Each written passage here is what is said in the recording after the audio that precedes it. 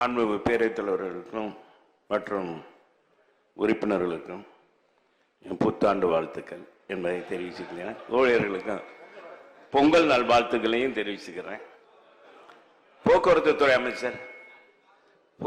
துறை அமைச்சர் அவரிடத்துல ஒரு முக்கியமான கேள்வி. தென் மாவட்ட மக்கள் இப்போ இந்த கேளம்பாக்கம் பஸ் நிலையத்தில் புது பேருந்து நிலையத்தை திறந்துட்டீங்க.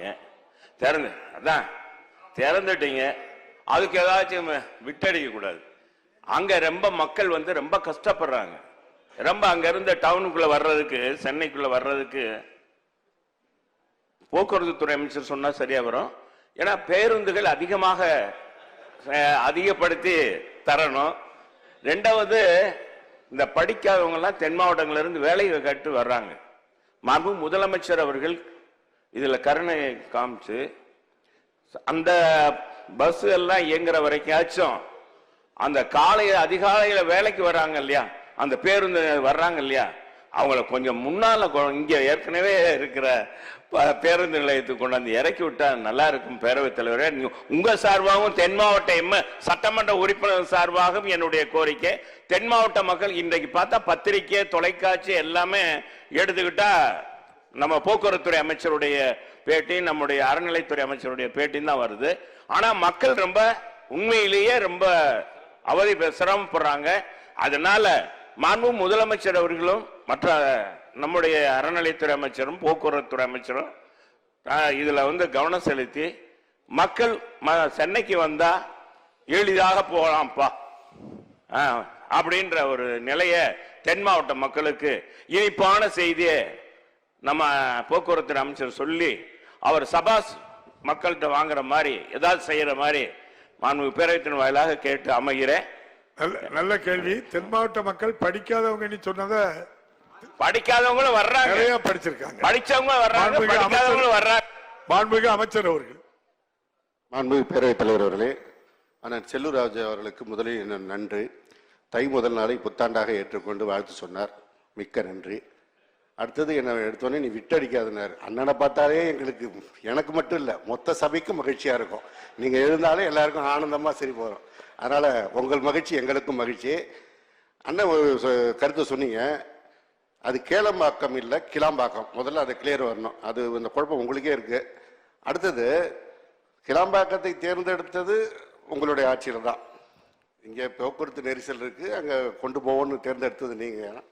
அதை நாங்கள் உங்களை போல நாங்கள் ஆரம்பித்த திட்டத்தை பாதியில் விட்டு போகிறது மாதிரி இல்லாமல் எங்களுடைய மாண்புமிகு திராவிட மாடல் முதல்வர் உங்கள் திட்டத்தை மிக சீராக சிறப்பாக நிறைவேற்றி 30% நீங்கள் விட்டு போன பணியை முழுமைப்படுத்தி இன்னும் கூடுதல் வசதிகள் என்ன தேவையோ பார்த்து செய்ய உத்தரவிட்டு அது அண்ணன் சிஎம்டி துறை சார்பாக அண்ணன் சேகர் பாபு அவர்களும் பார்த்து செய்து கொண்டிருக்கிறார். அடுத்தது, ஏற்கனவே பாரிமுனையிலிருந்து கோயம்பேடுக்கு பேருந்து நிலையத்தை மாற்றும் பொழுது இதே போன்று தான் பல்வேறு பிரச்சனைகள் வந்தது.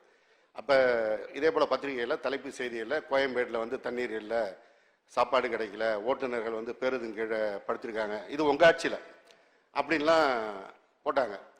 ஒரு மாற்றம் வருகின்ற போது அதை சில நேரங்களில் எடுத்தோடனே கொஞ்சம் ஒரு சில தயக்கம் இருக்கும், அவ்வளோதான். ஆனால் கிளாம்பாக்கம் பேருந்து நிலையத்தை முழுவதுமாக மக்கள் ஏற்றுக்கொண்டு அங்கே பயணித்துக் கொண்டிருக்கிறார்கள். பேருந்தில் பயணிக்கிறவர்கள் யாரும் இது குறித்து பிரச்சனை எழுப்பவில்லை. பேருந்தில் பயணிக்காத அண்ணனை போன்றவங்க தான் இதை ஒரு பிரச்சனையாக பேசிட்டு இருக்கீங்க தான் என்னுடைய இந்த நேரத்தில் கருத்து.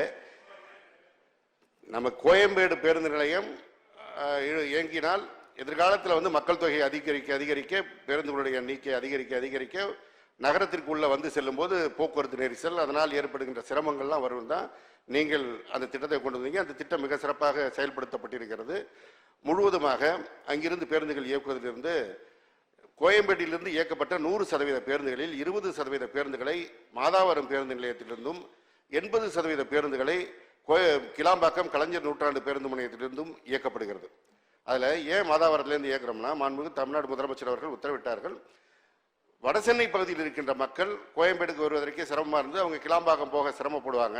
அதனால் அவர்களுடைய பிரச்சனையை தீர்க்க வேண்டும் என்று முதல்வருடைய உத்தரவின்படி வடசென்னை பகுதியில் இருக்கின்ற, அது திருவொற்றியூராக இருந்தாலும் ராயபுரமாக இருந்தாலும் ஆர்கே நகராக இருந்தாலும், இந்த பகுதி ஆவடி அம்பத்தூர் இந்த பகுதியை சேர்ந்தவங்கெல்லாம் இப்போ மாதாவரத்திலிருந்து 20% பேருந்து இயக்கும் போது அவங்க எளிதாக அங்கிருந்து பயணிக்கக்கூடிய ஒரு வாய்ப்பு கிடைத்திருக்கிறது. மீதி 80% பேருந்து முழுமையாக கிளாம்பாக்கத்திலிருந்து இயக்கப்படுகிறது. இனி ஒரு தடவை வந்து இங்கேருந்து இறக்கணும் அங்கேருந்து இயக்கணும்னா மக்களுக்கும் குழப்பம் வரும். 2 இடங்களிலிருந்து இயக்குவது என்பது சாத்தியம் இல்லாதது.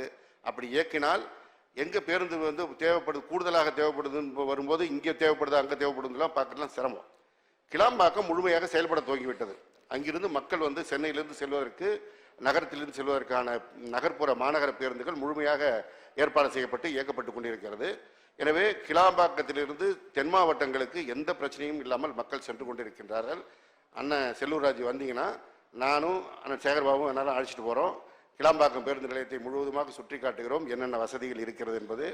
அங்கே கூடுதலாக ஏதாவது நீங்கள் சொன்னீங்கனாலும் செஞ்சுருவோம்.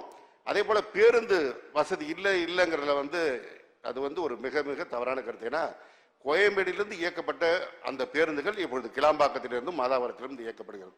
எனவே எந்த விதமான சிரமமும் இல்லாமல் மக்கள் பயணிக்கிறார்கள். வந்தால் அன்னை அழைத்து சென்று காட்டுவதற்கு தயாராக இருக்கிறேன். நன்றி. பாதகம் செய்பவரை கண்டால் நாம் பயங்கொள்ளலாகாது பாப்பா, மோதி மிதித்து விடு பாப்பா, அவர் முகத்தில் உமிழ்ந்து விடு பாப்பா. அண்மை செய்திகளை உடனுக்குடன் தெரிந்து கொள்ள இணைந்திருங்கள் இயம்நாடு தொலைக்காட்சியுடன்.